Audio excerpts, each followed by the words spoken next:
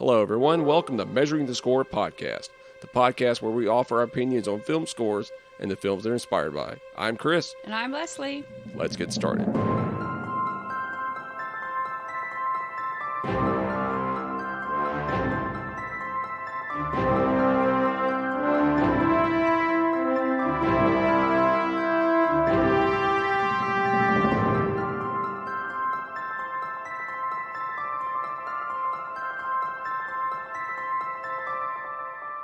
Hey everyone, welcome to episode 6, and today we're going to be talking about Star Trek, the 2009 version. But before we begin, Leslie, have you been listening to anything? No. Nothing? Nothing. Nothing. I thought I did, but I guess I was mistaken. I went back and looked through my stuff, and I realized that it must have been on the radio. And she really did. She looked on YouTube and Spotify, and there was nothing there. Well, I haven't really been listening to anything different other than the score we're going to be talking about today. But there was one track. It was for the new Justice League. It was by Tom Hulkenberg, also known as Junkie XL. It was called The Crew at War Power, and it sounds awesome. I mean, it really yeah. I mean, considering that Danny Elfman did the theatrical version of Justice League. I love Danny Elfman. I like Danny Elfman too, but that score was very generic. Even though he brought in like the Batman theme, the Superman theme, Wonder Woman, and the Flash, it was still. So I thought he didn't like working on the movie. Who, Danny Elfman? Yeah. I don't know.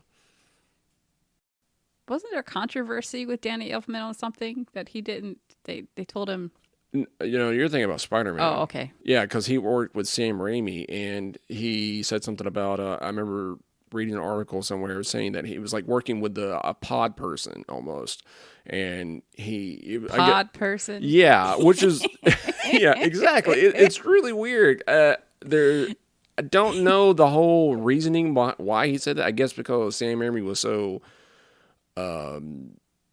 demanding, because he was even wanting Danny Elfman to do a lot of music like Christopher Young, and he was like, "I'm Danny Elfman, not Christopher Young." Oh, okay. Yeah, I think we had this conversation before. Yeah, a few episodes ago. Maybe. Yeah. Did we? I think so. Maybe. It's starting to blur together. So today we're going to be talking about Star Trek, the 2009 version, directed by J.J. Abrams, starring Chris Pine, Zoe Saldana, Anton Yelchin, Carl Urban. I mean, Simon Pegg, can't forget him.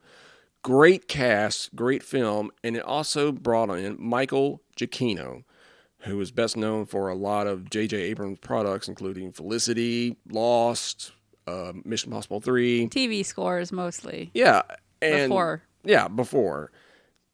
Did not know that he started off scoring video games. Neither did I, until you told me, and I'm like, what? His very first score was Gargoyles in 1995. The cartoon? Yeah, the cartoon, but it was the video game for the Sega Genesis. So he did the cartoon and the game? No, he just did the game. Oh, okay. No, he didn't do the cartoon. I used to watch that cartoon. I mean, this is according to IMDb. I mean, I don't know if he did or not, but according to his IMDb, the very first credit that he has is Gargoyles in 1995. Yeah, I was a teenager watching a cartoon. Don't judge. Oh, there's nothing wrong with that. I was a teenager still watching Rugrats. I wouldn't admit to that. I just did.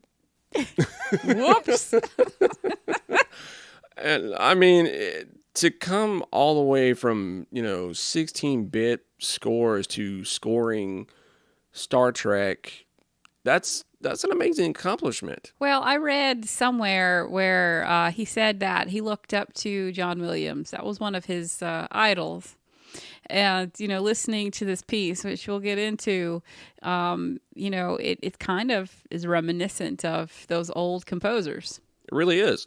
And that's funny you mentioned John Williams, that he looked up to him, because in 1997, his third video game that he scored was Jurassic Park Chaos Island. I bet he enjoyed that. Oh, you could tell, too, because I listened to the score. And now the score was very synthesized.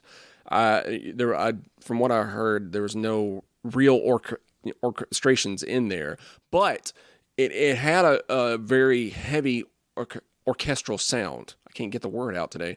It had a very orchestral sound to it, which it still sounded good from what I heard. And then in 1997, same year, he scored The Lost World Jurassic Park for the PlayStation. Now, this is the first time I ever... PlayStation 1? Yeah, for the PlayStation 1. PlayStation 1, Sega Saturn, and everything else. Now, I have the game. It's right over there.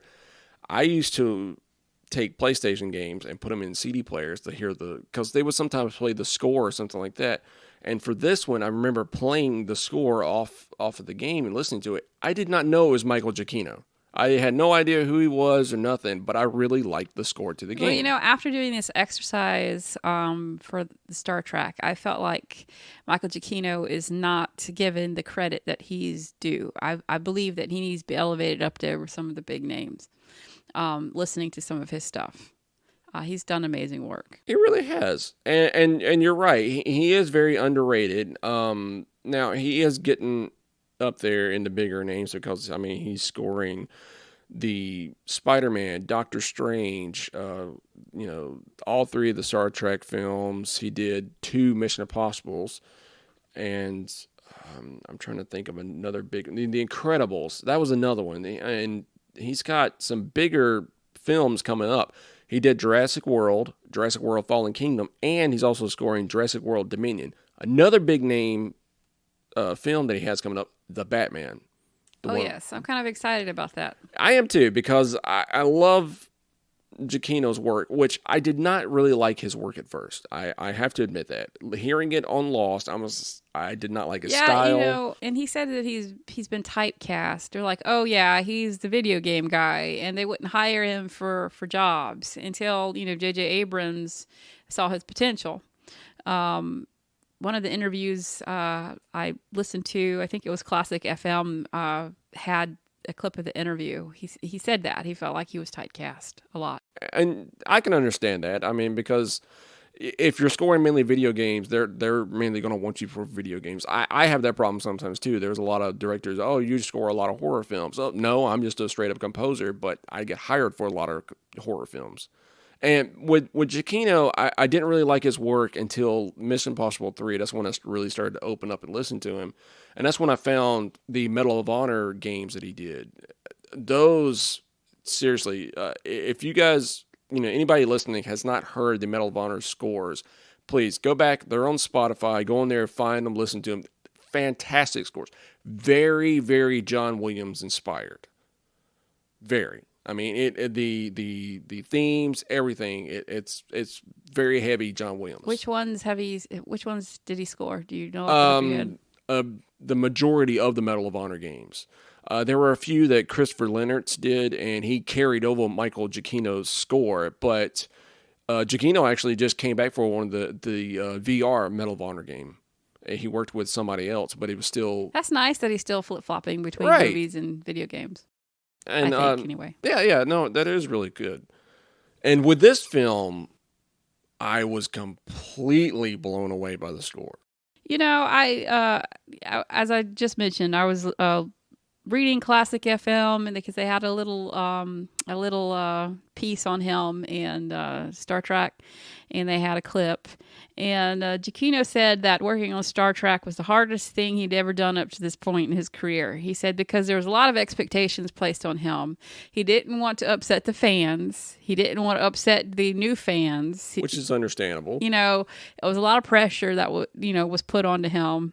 And so for the longest time, he had issues writing the theme. He said that he wrote 21 themes before coming up with the main theme of this film. And he said that it was the screenwriter that suggested that he just focus on the relationship between Kirk and Spock. And in doing so, he was able to create the theme for this film. Which is awesome because the relationship with what he come up with is such a heroic sounding theme. And he used the relationship between Spock and Kirk as the basis for that. That's awesome. I can't imagine coming up with 21 different themes for something. That is mind-boggling. I've had to go back and redo a lot of themes before, but I have never had to do that many. But that many revisions, right? Yeah. But of course, I haven't tackled a big giant franchise like Star Trek, so I can understand there was probably a lot of pressure right in there. So in the end, he just went off and just basically did his own thing, from what it sounds like. It did. He's got to the point, if I remember correctly in the interview, he said he just got to the point where he just put all of that behind him and then just started writing and wrote what he thought that it needed to sound like. Right. And I felt like in doing so and listening to the score, he had captured the spirit of Star Trek, because I did go back and listen to the very first motion picture score. Star Trek, the motion picture by Jerry Goldsmith. Yes. I went back and listened to excerpts from that to compare to this new one. And I felt like he did, in writing this score, keep the spirit of Star Trek alive.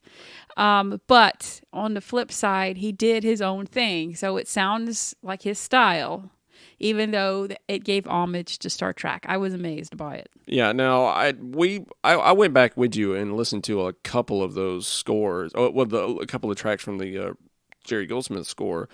Now, we didn't go back and listen to the TV series score. We went to the movies only because, I mean, Star Trek. I mean, we're reviewing the movies, not the TV series, which we may do one day. I don't know. I mean, later on down the road, but Goldsmith, who is a fantastic composer, award-winning composer, the score felt a little flat. We both talked about this, and it did not have the same, resonating factor that Giacchino's score did with us. I mean, because I didn't have the same emotion listening to it. I didn't. In the few pieces that I listened to, it's like I got lost. Yeah. And I don't mean in a good way in the music. Granted, I have gotten lost in a good way in the music, and I didn't want the music to stop. Right. It was great. No, I got lost and I got bored. And I'm like, what's going on here? And then all of a sudden I hear the theme and I'm like, it's like it just came out of nowhere. That's right. And it's like, no. So, no. Maybe one day we will do the original Star Trek.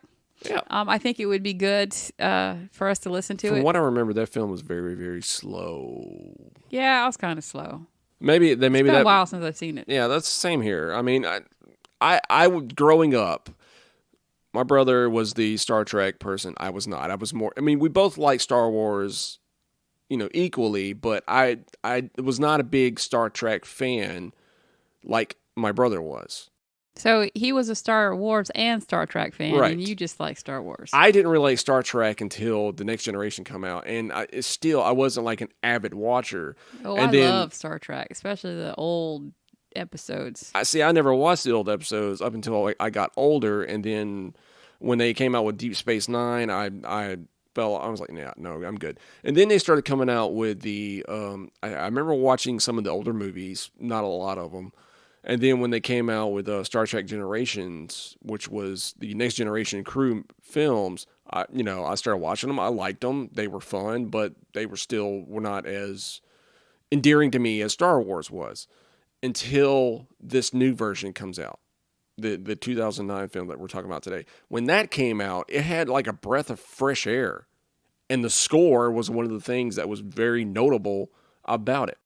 So when we sat down and we were listening to the score, I noticed that he took the motif, which is the theme, took the theme that he wrote for the film and he reworked it throughout the whole score. Yeah. You hear it in places, you hear it where he stretches it out, you hear it where it's very subtle, but it's still there. The presence of it's still there.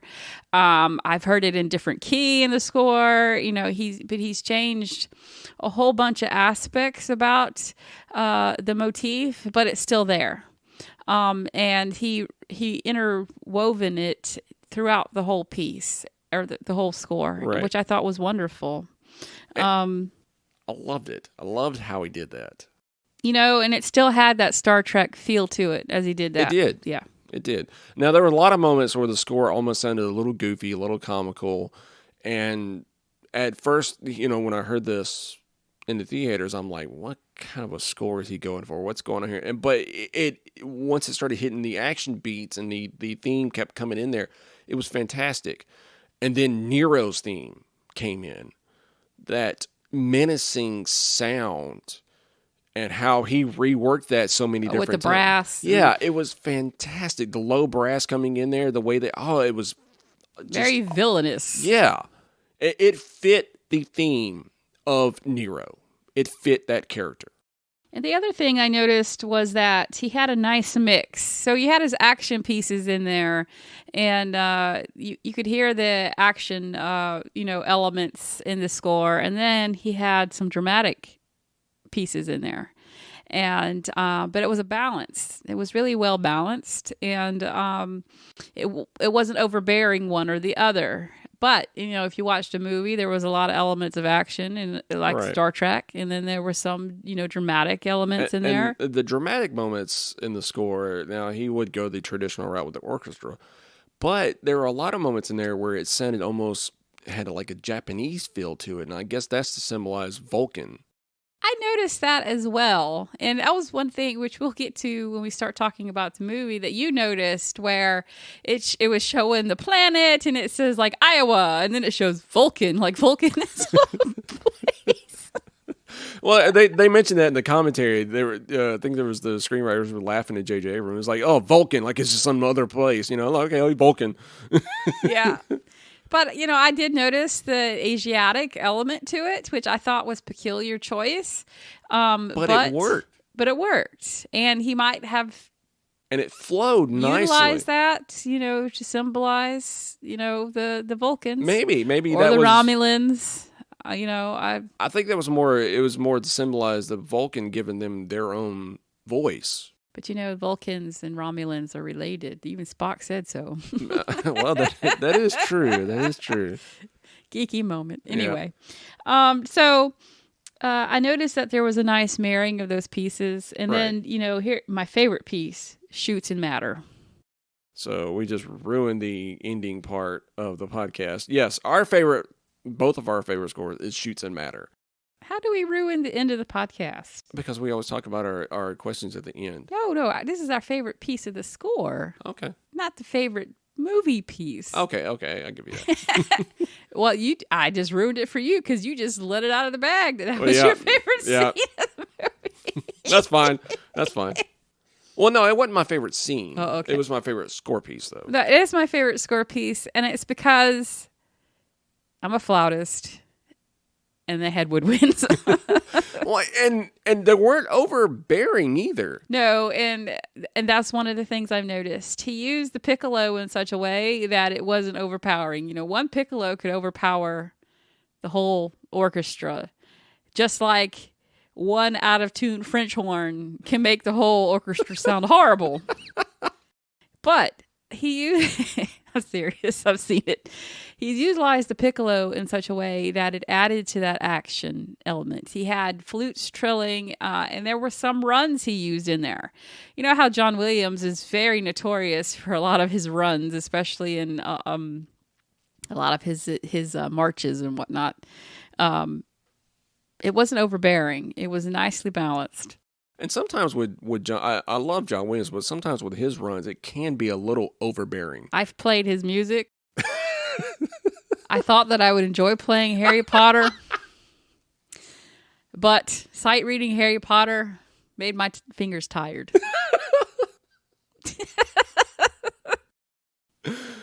I can believe it because I've had to score a Star Wars fan film and I had to put those runs in there. So, yeah. The other thing, it reminds me of the Stars and Stripes Forever March. There's another one that I do not like sight reading.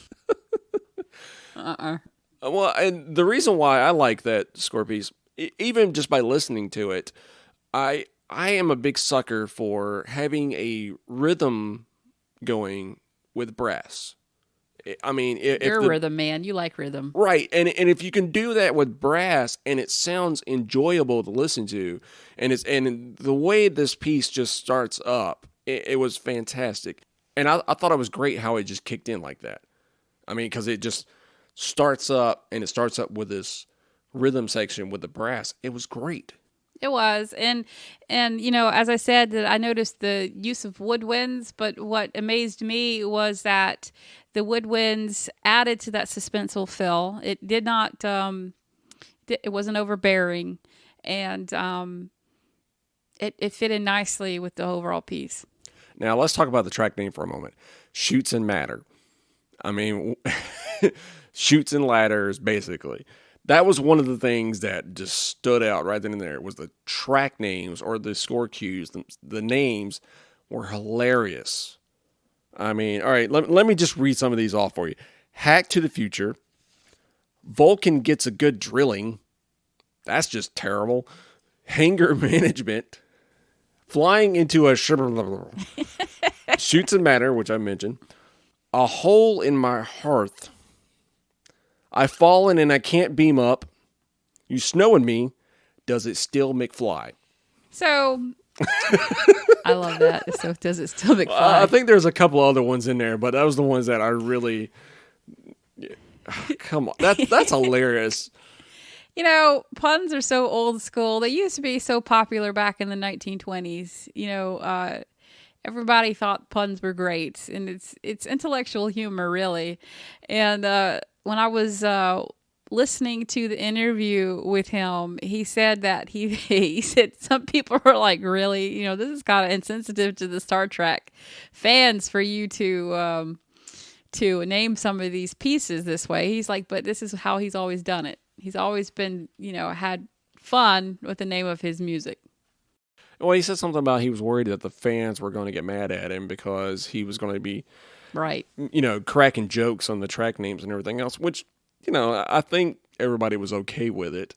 I'm okay with it. I think it's hilarious. I loved it. I love puns. Well, it fit this type of Star Trek because this is not the normal Star Trek. This is not, you know, William Shatner pausing at every line. So Star Trek. Serious. This is something different. This is more of an action adventure sci-fi Star Trek. This was I don't know, it's like they injected a little Star Wars into Star Trek.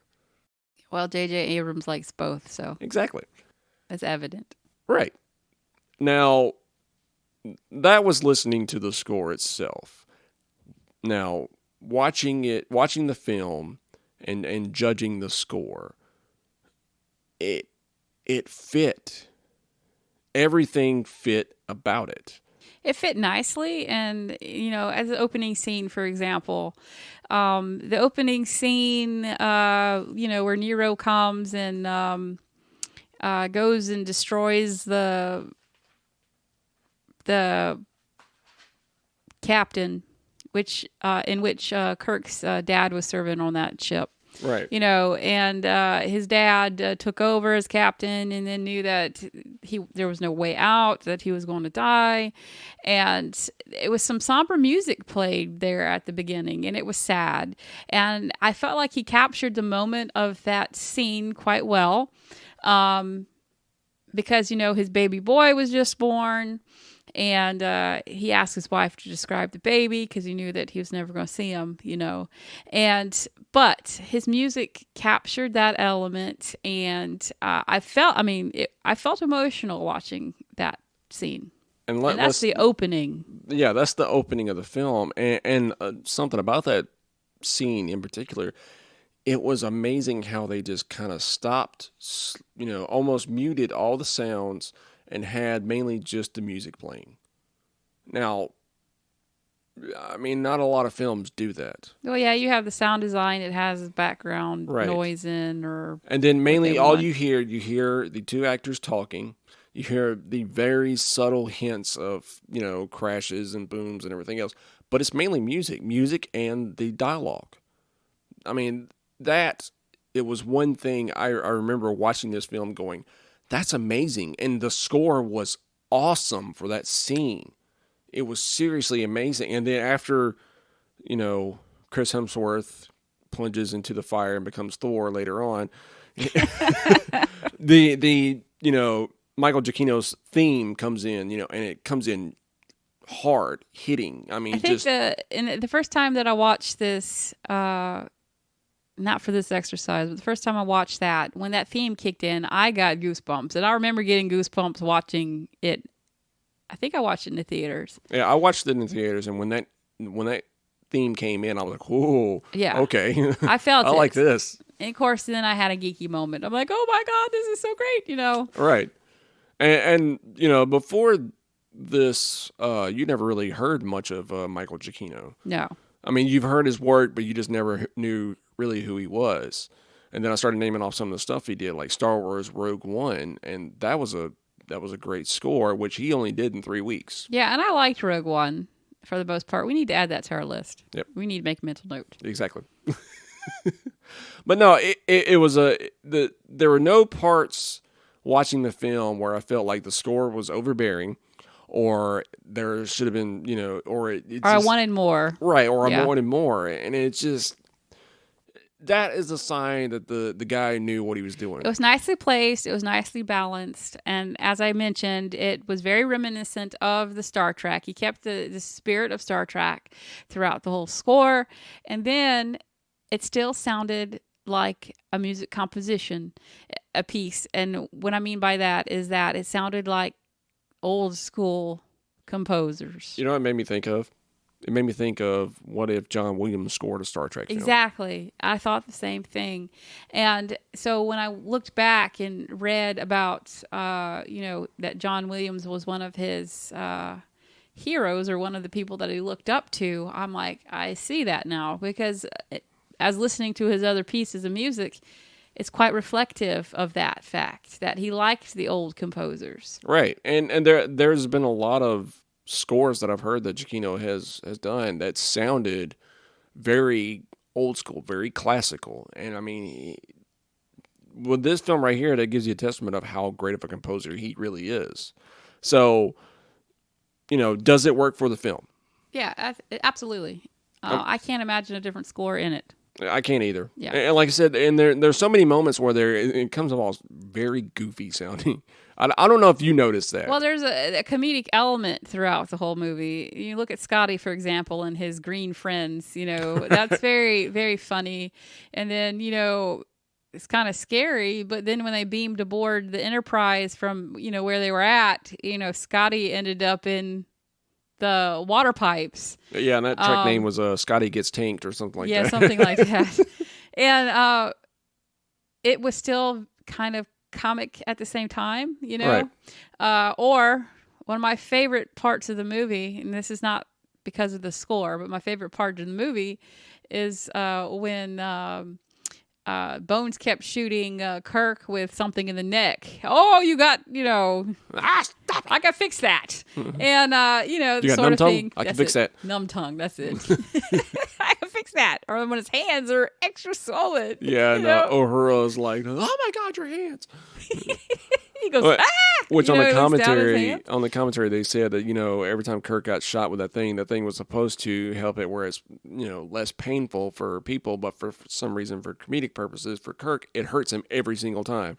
So, and the score reflected that. I thought that was great. And so, when you listen to the score and you heard those funny pieces, it's because there are some, comedic moments throughout the movie. And then, of course, as the movie progresses, we get to our scene that we were just talking about, Shoots and Matter. Where they're on top of the drill, and the drill is shooting. And they were fighting. Right. And it was a great, I really, before I listened to the score when it's on, I really liked that scene because of that score piece. So that was the best part for you, was the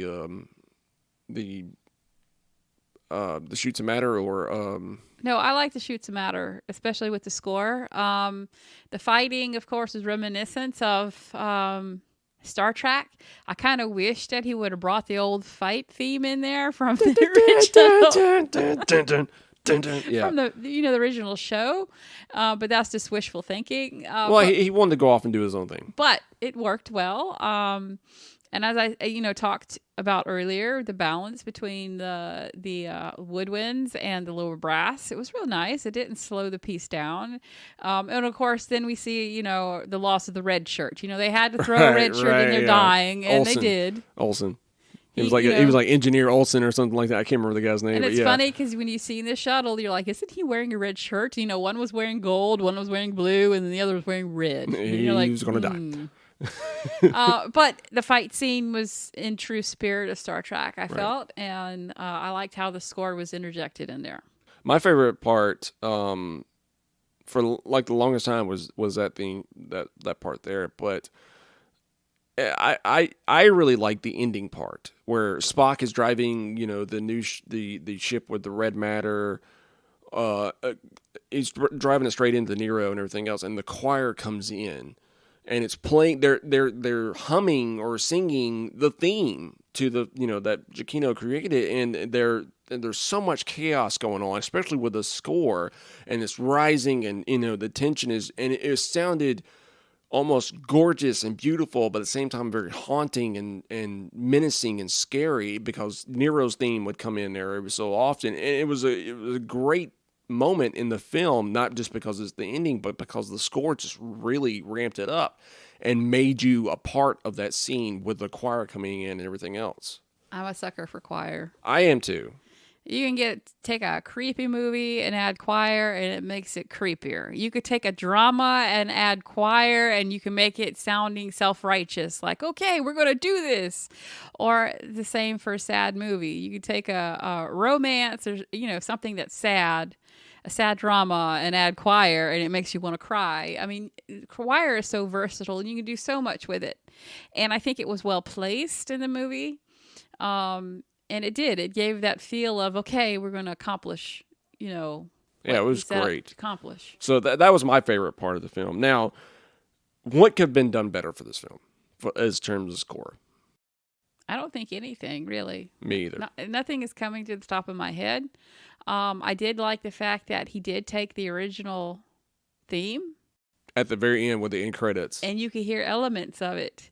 Right, one of the scenes, there was elements where he had it kind of in the background, but it was the original theme. It was the scene where the shuttle's taken off, where Kirk finally decided to, join Starfleet and everything else, and the shuttle's flying off.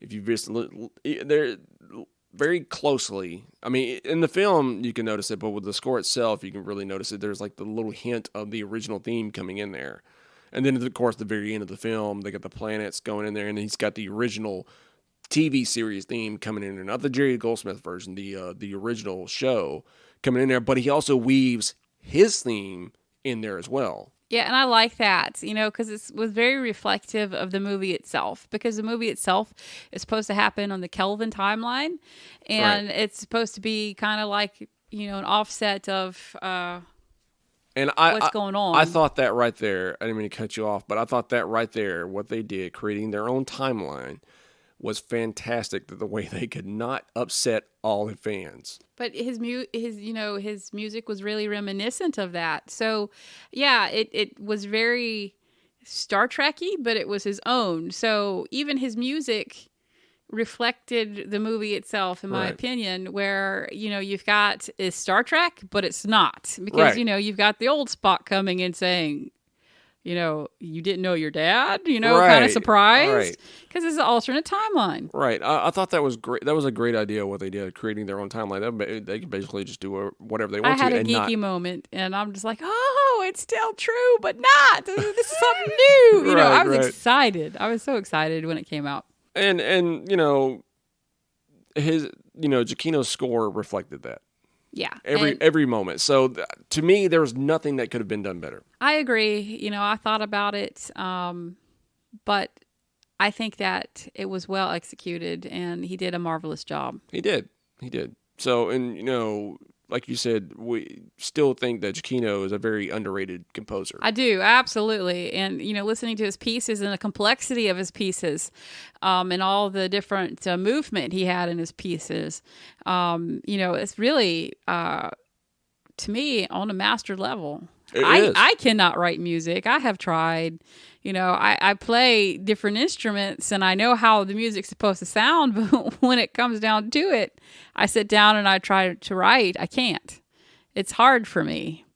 But also, I think music theory is boring. I never really liked it, and I would sleep through that class. So, I think that for him to write like he does, and that he had the beginning from video game music, to me is just marvelous. I mean, I always knew he did video game music, like from Medal of Honor, but I didn't know it was video game music in terms of like 16-bit, like Sega Genesis. I was completely blown away when I learned that. I was like, what? He started off like this? Man, okay, well, and I actually found like a clip online on YouTube of someone playing the game, and you can hear moments of what sounds like Medal of Honor in there, or Star Trek, for example. I mean, there were moments in there where listening to the score where it sounded like you could tell it was Michael Giacchino. And I was like, God, even back then he still was, creating these complex themes and everything else. I thought that was great. So in closing, overall, we really like the score. I mean, not only did we like the film, we really liked the score as well. And, Giacchino did a fantastic job of bringing new emotion while bringing old emotion as well. I thought that was great. So, as always, you can catch us on any social media, Facebook, Twitter, Instagram. Send us an email, measuringthescore@gmail.com. You can catch our podcasts on Podbean, Spotify, Apple, Classic FM, iHeartRadio, tons of other places that I can't really remember right now because my brain is just fried. But yeah, we're available on a lot of different streaming platforms, and give us a rating. Let us know. Let us know what you think of the podcast. If you've got a score yourself that you want us to cover, review, listen to, whatever, or film, let us know. Send it to us. We'd love to hear from you. So as always, thank you for listening. For Measuring the Score, I'm Chris Lott. And I'm Leslie Lott. Have a good one.